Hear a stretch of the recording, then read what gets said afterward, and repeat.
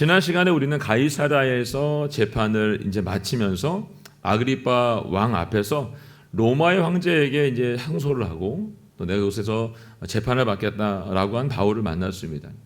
이 바울에게 이제 죄가 없다는 것을 알았던 아그리파는 사도행전 26장 32절을 통해서 이렇게 말을 하죠. 함께 읽어볼까요? 시작. 아그리파는 베스도에게 이 사람이 황제께 상소하지만 않았더라도 석방될 수 있었을 것이요 라고 말했습니다. 아멘. 네. 죄가 없는 사도 바울의 아그리파는 풀어주고 싶었어요. 풀어주고 싶었겠죠. 이미 로마 황제에게 상소를 했기 때문에 이 바울은 로마의 법에 따라서 가야 되는 거예요. 황제 앞에서 재판을 받아야지 되는 상황이 된 겁니다. 그러니까 로마로 가야 되는 거죠. 그래서 오늘 보게 되는 사도행전 27장은 이제 가이사를 떠나서 로마, 이탈리아에서 하는 바울의 모습으로 시작하고 있습니다. 우리가 읽진 않았지만 1절과 2절 말씀 먼저 한번 읽어보도록 하겠습니다. 시작. 우리가 이탈리아로 배를 타고 가도록 결정이 나자 바울과 다른 제수들은 황제 부대에 소속된 율리오라는 백부장에게 넘겨졌습니다. 우리는 아시아 지방의 해변을 따라 항해하게 될 아드라무테노 호를 타고 바다로 출항했습니다. 데살로니가 출신의 마케도니아 사람 아리스다고가 우리와 동행했습니다. 아멘. 네. 오늘 본문을 전체적으로 이해하기 위해서는 바울이 가이사랴에서 로마로 떠나게 된 시점이 매우 중요합니다. 언제 떠났느냐가 중요합니다. 이 본문의 시기는 AD 60년 경으로 보는데 이 많은 학자들 중에는 주후 59년 가을로 추정하는 경우도 많이 있습니다. 당시 이 주중에는 1년 내내 아무 때나 배를 운행할 수 있는 그런 상황이 아니었습니다. 저희가 이번에 바울로부터를 갔다 왔지만 저희가 그 배를 타고 유럽에서 아시아에서 유럽에 이렇게 한번 이게 도는 배를 한번 탔거든요. 바람이 얼마나 많이 불었는지 모릅니다. 네, 점점 이 바람이 심해지기 때문에 배를 운항할 수가 없게 됩니다. 왜냐하면 이 바다가 어트러지는 시기가 9월 중순부터 3월까지 지중해 한 해에서 계속해서 불기 때문에 주의를 각별하게 기울여야 됐습니다. 그래서 뱃사람들도 이 기간 동안에 항해하는 것을 굉장히 어려워했어요. 특별히 이 크고 작은 풍랑이 계속해서 심하게 일어났던 게 11월 말부터 1월 마지막까지 이 3개월은 더 심하게 풍랑이 일었기 때문에 이 지중해 항해가 전면 금지되었습니다. 그래서 로마 제국에서도 지중해 이 기간 11월부터 1월 기간에는 배를 띄우는 게 아주 중요한 일이 아니면 띄우지 않은 거죠. 그래서 이 베소 총독도 로마 황제에게 이제 상소를 한 바울이 이제 가야 되잖아요. 근데 이 시점인 거예요. 그래서 가이사랴에서 로마까지 지중해 배를 타고 건너가야 되기 때문에 이 기간이 오기 전에 한 달 정도 남은 이 기간 동안에 그를 보내야 됐다는 거죠. 서둘러서 지금 바울을 보내고 있다라고 여러분이 생각하시면 됩니다. 바울을 호송하는 일을 황제의 부대의 책임자였던 백부장 율리오라고 하는 사람이 이제 맡깁니다. 자, 그럼 3절부터 8절까지 말씀 함께 읽어보겠습니다. 3절 8절 시작. 이튿날 우리는 시돈에 닿았습니다. 율리오는 바울에게 친절을 베풀어 그가 친구들에게 가서 필요한 것을 공급받을 수 있도록 허락해 주었습니다. 시돈에서 우리가 계속 항해할 때 역풍이 불었기에 우리는 키프로세안을 끼고 항해하게 됐습니다. 길리기아 밤빌리아 앞바다를 지나서 루기아 지방의 무라에 상륙했습니다. 그곳에서 백부장은 이탈리아로 가는 알렉산드리아호를 찾아 우리를 그 배에 태웠습니다. 우리는 여러 날 동안 느린 항해 끝에 가까스로 니도 앞바다에 도착했습니다. 그러나 바람이 불어 우리 항로를 지키지 못하고 살몬의 맞은편 그레타 섬을 끼고 간신히 해안가를 따라 움직여 라세아 도시에서 가까운 아름다운 항구라는 곳에 이르렀습니다. 아멘. 네, 이 바울의 호송을 맡게 된 백부장 율리오는 바울에게 지금 보니까 매우 친절하게 지금 대해주고 있습니다. 그래서 이런 생각을 할 수 있죠. 그동안 바울이 많은 고생을 했잖아요. 이제 마지막 로마행을 가는 이 길을 하나님께서 편안하게 열어주는가 보다라고 생각할 수 있습니다. 그런데 아니죠, 여러분. 지도를 보시면서 바울 일행이 어떤 일을 겪게 됐는지 함께 한번 보도록 하겠습니다. 이 4절부터 여러분이 읽은 8절까지의 내용을 가지고 정리한 내용인데요. 제가 한번 여러분들에게 설명을 드려볼게요. 네.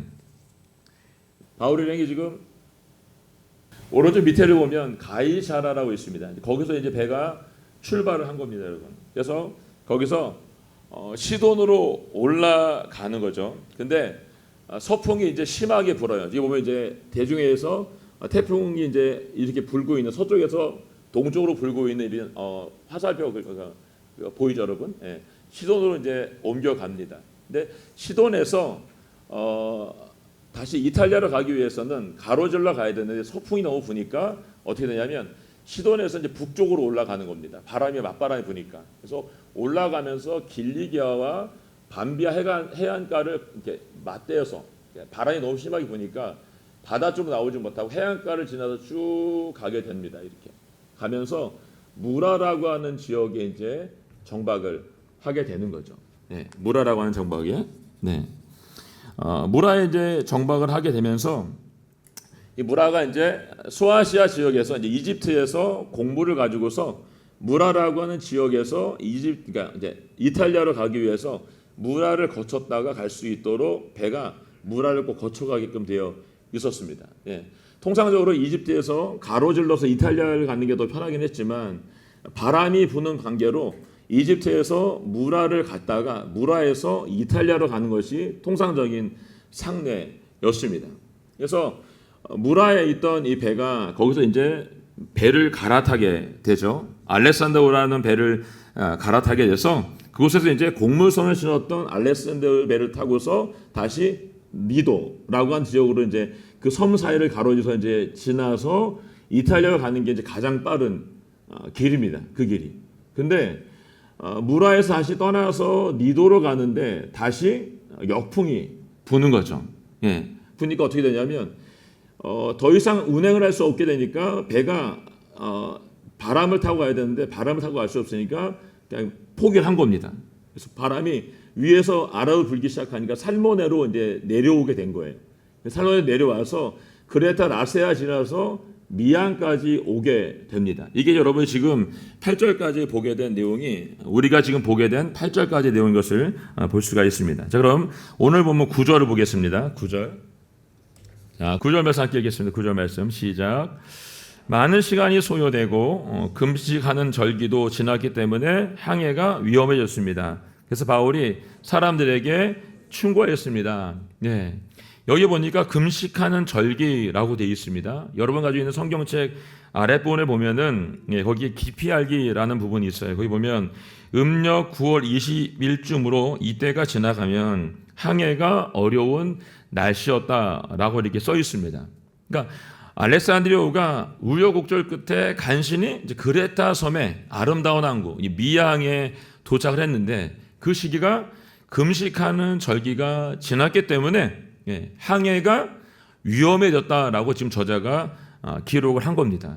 그러니까 주 60년 속죄일이 10월 초순에 해당해 있기 때문에 지금 그들이 가이사라에서 여기까지 가는 기간에 그냥 갔으면 한 달 안에 갈 수 있는 길이었지만 역풍이 불고 있었기 때문에 아주 천천히 여기까지 갈 수밖에 없었어요. 결국 이 10월 초순에 해당하는 시기가 지났기 때문에 지금 가을에 끝자락에 와 있는 걸 볼 수 있습니다. 그러니까 오늘 말씀을 시작하면 제가 이 시점이 중요하다고 말씀을 드렸잖아요. 그러니까 이 바울이 가이사랴를 떠날 때 가을이 시작될 쯤이었는데 벌써 지중해 항해가 전면 금지되는 시점이 거의 다가온 거예요. 그 배를 타면 안 되는 거예요. 그래서 바울이 충고를 한 거예요. 어떻게? 10절 말씀 볼까요? 10절 말씀 시작.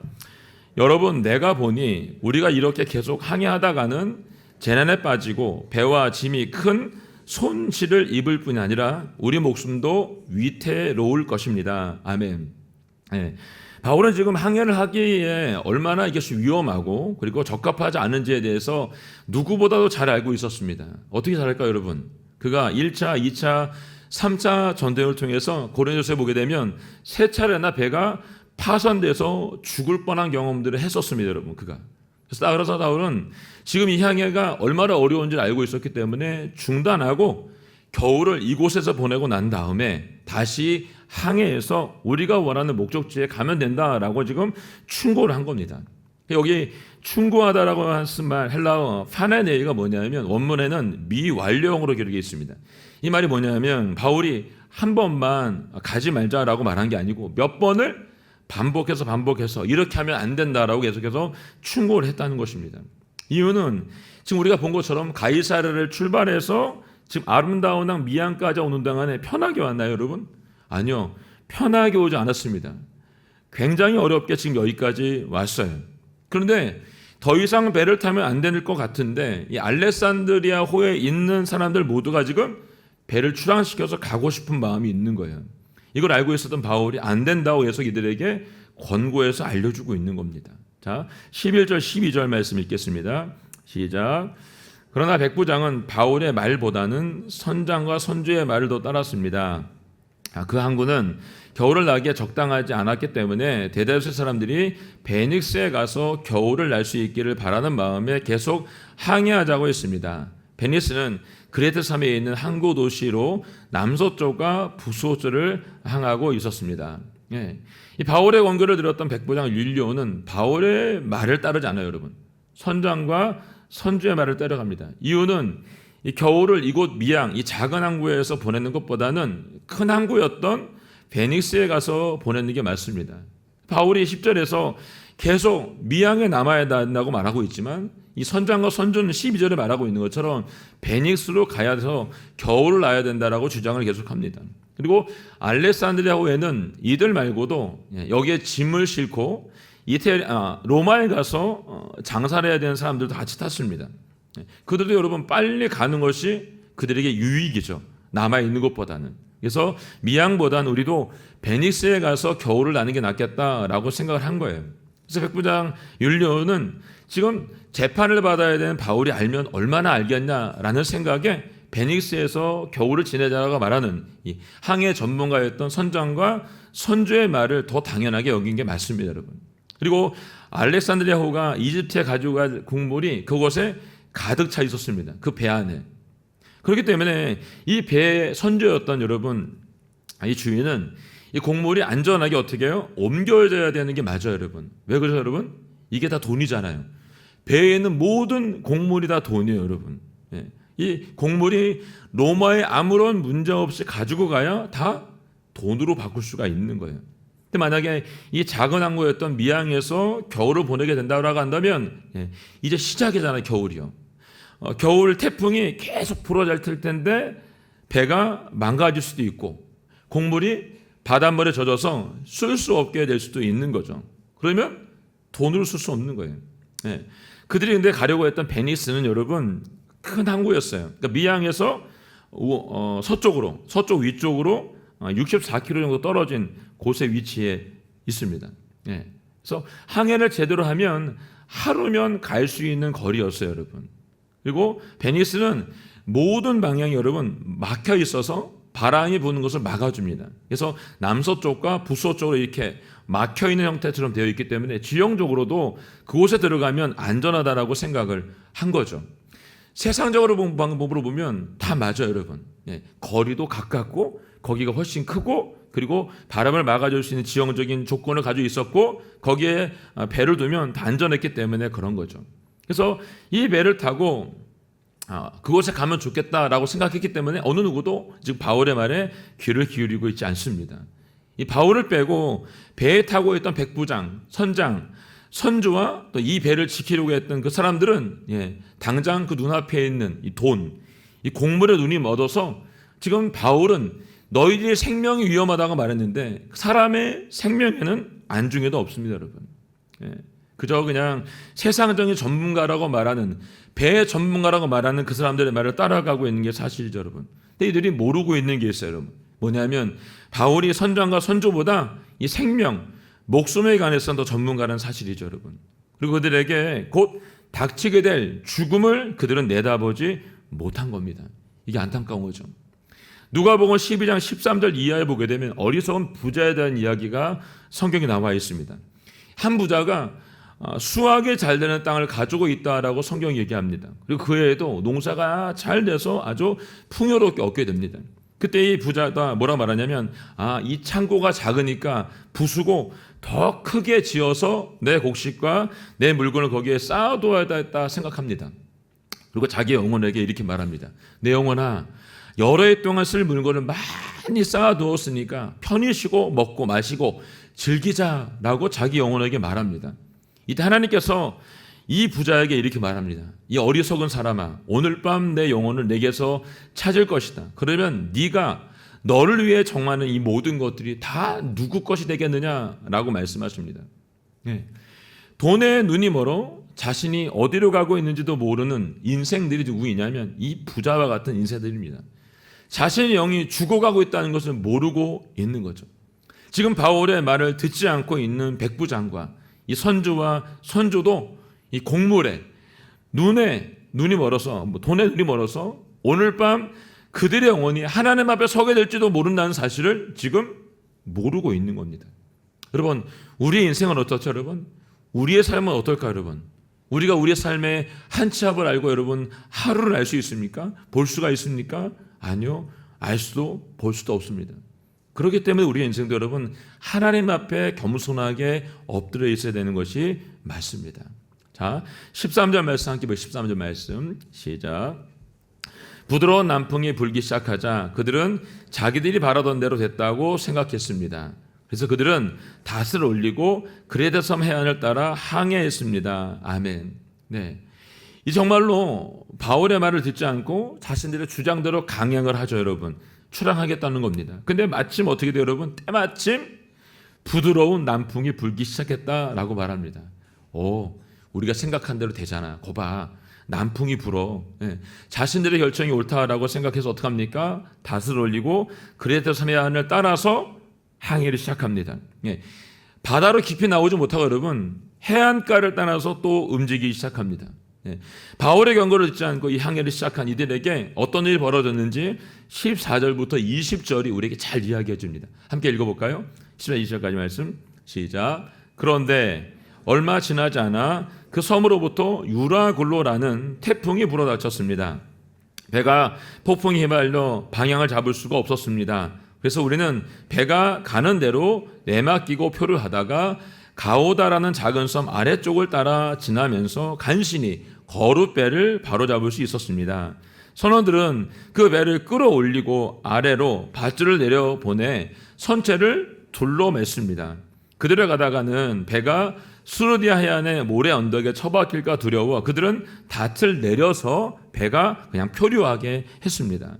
우리는 폭풍이 몹시 날리다 못해 이튿날에는 선원들이 이 짐을 바다에 던져 넣기 시작했습니다.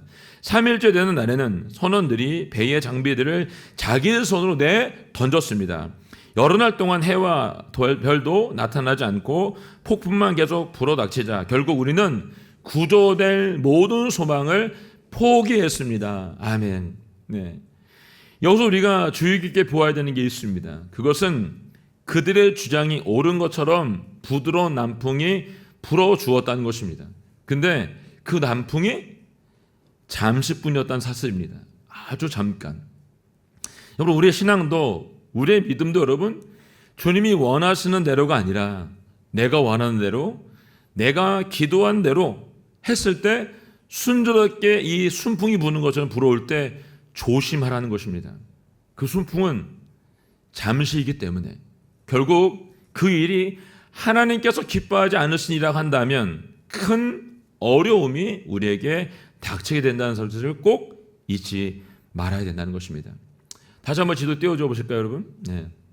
보면 아까 했던 미양을 떠나서 여러분 이제 알렉산더가 해안가를 따라서 항해를 시작합니다. 근데 섬에서부터 불어오는 유라굴로 강풍이 알렉산더호에 불어 닥친 거죠, 여러분. 그래서 이 배가 이 태풍에 휘말려서 견딜 수가 없는 거예요.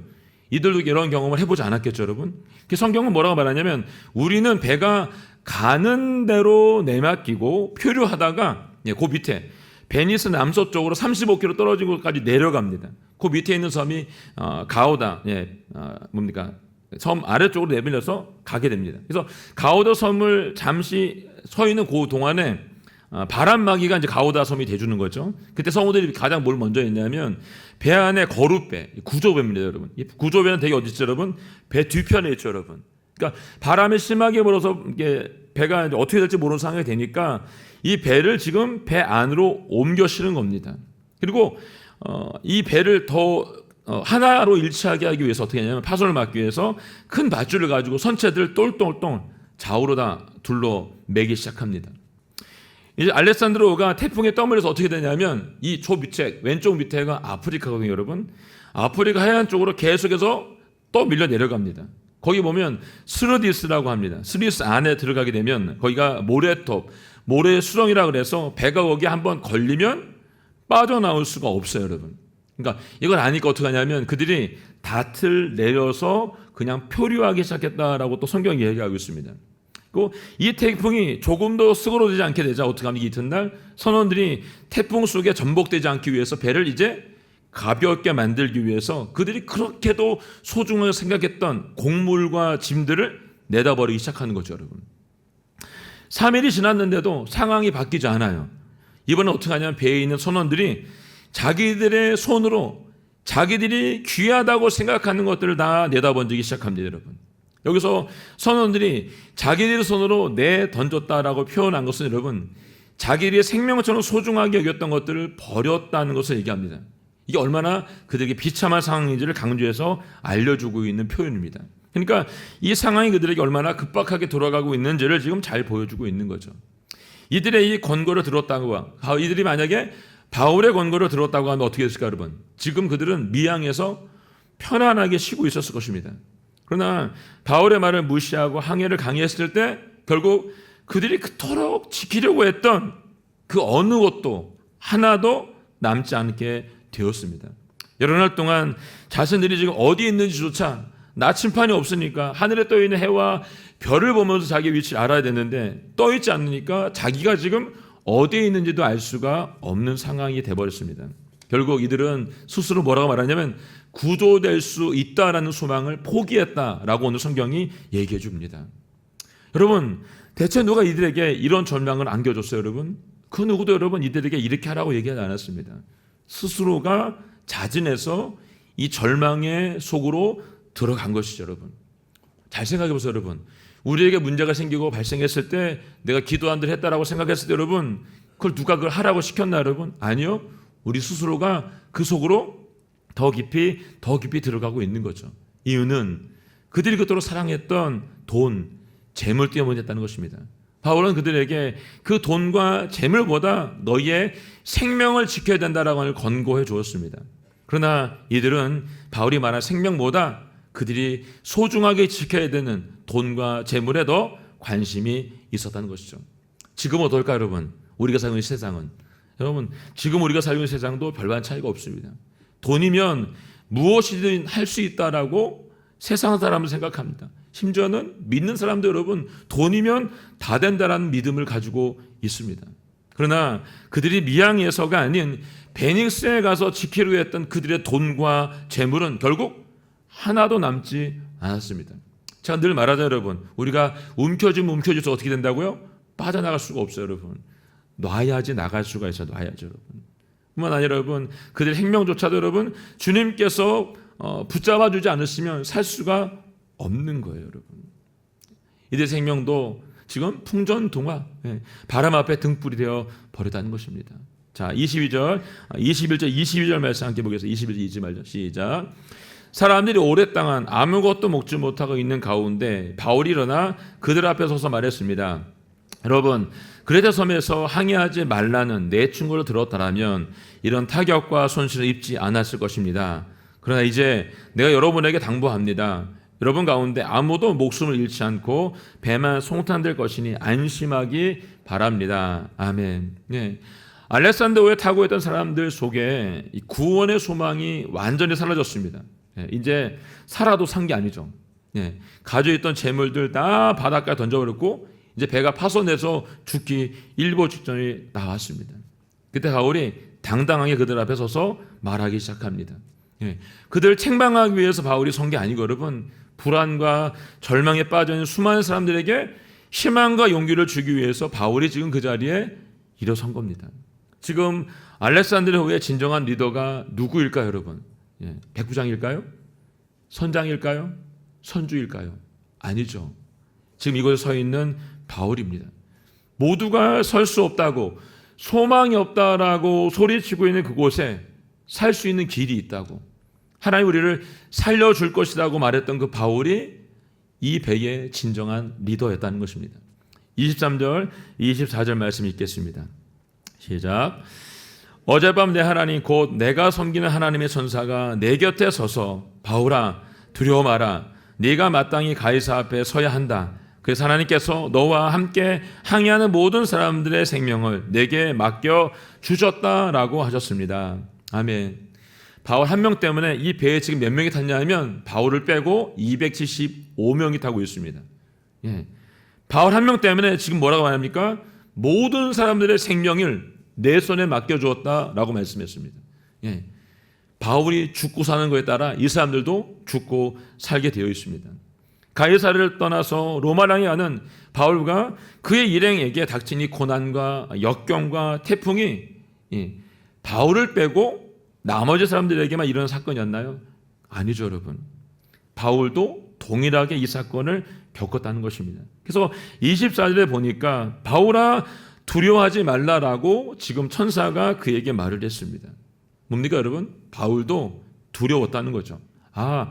이렇게 가다가 내가 로마에 가서 황제도 만나기 전에 오늘 내가 죽겠구나라고 하는 염려를 바울도 했다는 것입니다. 근데 며칠 동안 해도 보이지 않고 별도 보이지 않는 그 폭풍 속에서 바울이 어떻게 되냐면 하나님을 그때 만났다는 것입니다. 이게 중요하죠, 여러분. 바울과 함께 알렉산드리아를 타고 갔던 많은 사람들이 있었습니다. 근데 바울처럼 그 폭풍 속에서 하나님 만난 사람은 한 명도 없습니다. 276명 중에 하나님을 만났던 사람은 바울 한 명밖에 없었다는 거죠. 우리가 폭풍 속에서 걱정한다고 여러분, 고난과 역경 속에서 걱정한다고 문제가 해결이 되던가요, 여러분? 아니죠. 우리가 하나님을 만나야 문제가 해결될 수 있습니다. 마태복음 14장 20절 이하를 보면 물 위를 걸어오신 예수님께서 베드로에게 물 위로 오라고 말씀하시죠. 그때 베드로 어떻게 합니까? 주님만 바라보고 물 위로 발을 내디뎠을 때는 물에 빠지지 않았습니다. 근데 옆에 있던 파도가 치자 파도를 바라보는 순간 베드로는 물속으로 빠져들어갈 수밖에 없었습니다. 여러분, 오늘 우리는 유라굴로 광풍과도 같은 폭풍이 몰아치는 세상 가운데 우리 모두가 살고 있습니다. 그렇다고 한다면 여러분과 저는 누구를 만나야 될까요? 이 폭풍 속에서 오늘 바울이 만난 하나님을 꼭 만날 수 있기를 주님으로 축복합니다. 오늘 지도를 통해서도 보았던 것처럼 가이사랴에서 출발한 바울이 로마에 가기까지 쉽지 않은 여정 속에서 계속해서 나아가고 있습니다. 바울도 그 순간에 잠시 두려웠습니다. 그렇지만 주님을 바라보고 주님을 만나는 순간 이 모든 문제는 해결이 되었습니다. 바울에게 하나님은 아득하게 멀리 계신 누구누구의 하나님이 아니었습니다. 바울에게 그 하나님은 내가 속해 있는, 내가 섬기는 바로 그 하나님이었습니다. 내가 속해 있는 나의 하나님은 천지를 창조하신 모든 것들을 만드신 하나님이십니다. 여러분과 저를 위해서 자신의 독생자 외아들 아낌없이 내어주시고 부활케 하셔서 우리로 하나님과 소통할 수 있는 길을 열어주신 하나님이십니다. 그뿐만 아니라 여러분과 제 호흡이 멈추는 순간, 그 마지막 순간에 주님 앞에 섰을 때 영원한 길을 열어주신 분, 그분이 하나님이십니다.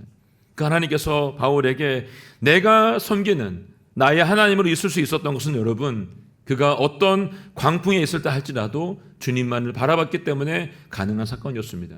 그에게 지금까지 왔던 그 수많은 고난들이 그를 무릎 꿇게 하지 않았습니다. 그 순간에 바울은 다시 일어섰다는 것입니다. 누구를 보고? 하나님을 보고 다시 일어설 수 있었습니다.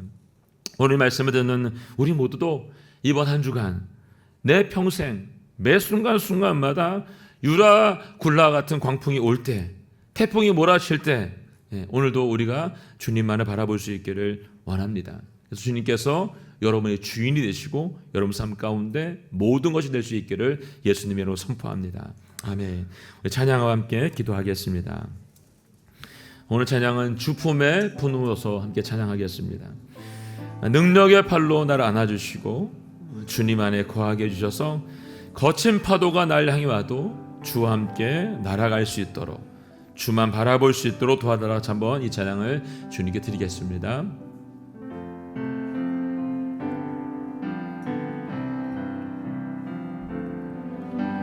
주품에 품으소서.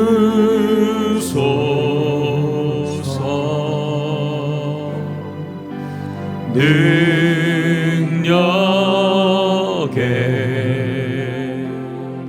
발로 덮으소서.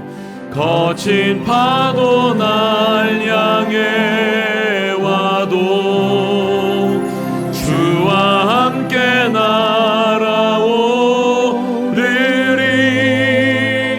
폭풍 가운데 나의 영혼 잠잠하게 주를 보 주님 안에 거하겠습니다. 주님 안에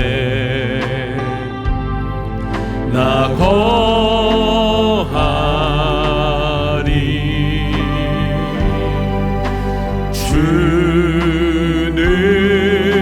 능력 나 잠잠히 믿네. 거친 파도 날 향해 와도 주와 함께 날아오르리. 폭풍 가운데 나의 영혼 잠잠하게 주를 보. 거친 파도가 날 향해 와도 아멘. 향해 와도 주와 함께 날아오르리. 폭풍 가운데 나의 영혼 잠잠하게 주를 보. 우리 두 손 높이 들고 거친 파도 날 향해 와도 주와 함께 날아오르리. 폭풍 가운데 나의 영혼 잠잠하게 주를 보리. 거친 파도 날 향해 와도 주와 함께 날아오르리. 폭풍 가운데 나의 영혼 잠잠하게 주를 보리라. 하나님 아버지, 바울이 이제 여정이 맞춰가고 있습니다. 하나님 아버지, 그게 두려움이 없었던 것이 아니고 염려가 없었던 것이 아니고 계속해서 그에게도 두려움과 염려와 걱정이 있었습니다. 아무것도 보이지 않는 하늘의 해도 별도 보이지 않는 그 수많은 시간 동안 두려움에 쌓여 있었지만 결국 그가 하나님 만남으로 모든 사람에게 소망을 준 사람이 되었습니다. 하나님 아버지, 오늘 저희의 삶 가운데 앞이 캄캄하고 보이지 않을 때 우리가 바라봐야 되는 분이 하나님인 것을 알려주셨습니다. 하나님 아버지, 거친 파도가 날 향해 와도 주님과 함께 나를 수만 있다고 한다면, 폭풍 가운데 나의 영혼이 잠잠히 주님만을 바라볼 수만 있다고 한다면 하나님 아버지, 그곳에서 우리가 평안할 수 있습니다. 아버지 하나님, 오늘 저희가 주를 만나게 하여 주시옵소서. 주님 안에 거하게 하여 주시옵소서. 이 폭풍 가운데, 거친 파도 가운데 주님을 만나 주님의 송을 붙는 주의 사람 될 수 있도록 도우시고 인도하여 주시옵소서. 주여 하며 고백하며 기도하며 나아가겠습니다. 주여,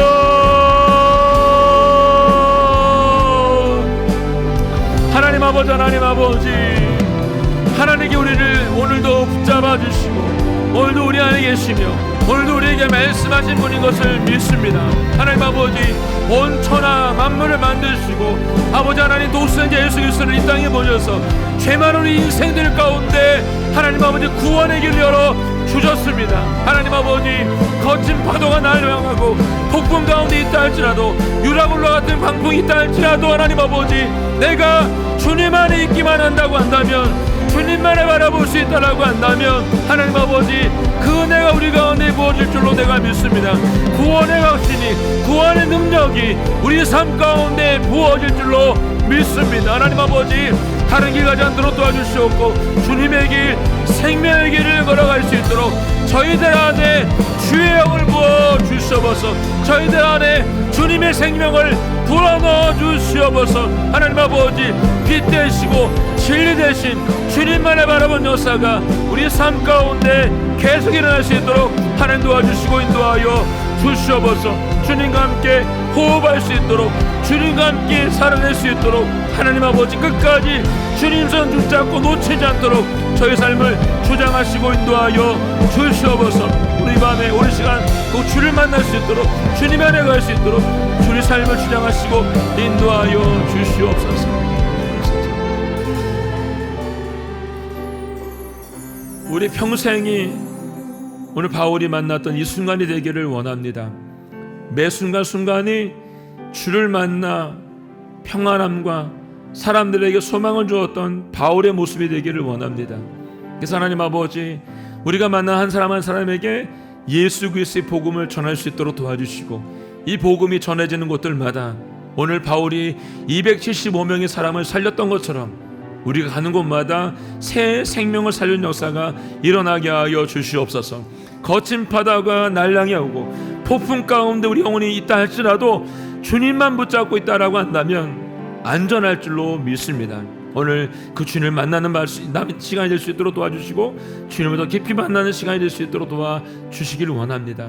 하나님 아버지, 이제 한 주간 살아갈 때에도 이 소망, 이 사랑, 이 은혜를 품을 수 있도록 도와주시고 흔들리지 않는 믿음으로 살아갈 수 있도록 오늘 성도님들 한 분 한 분 가운데 임재하여 주시옵소서. 감사와 찬양한 주님께 드리며 예수님의 이름으로 기도하였습니다. 아멘.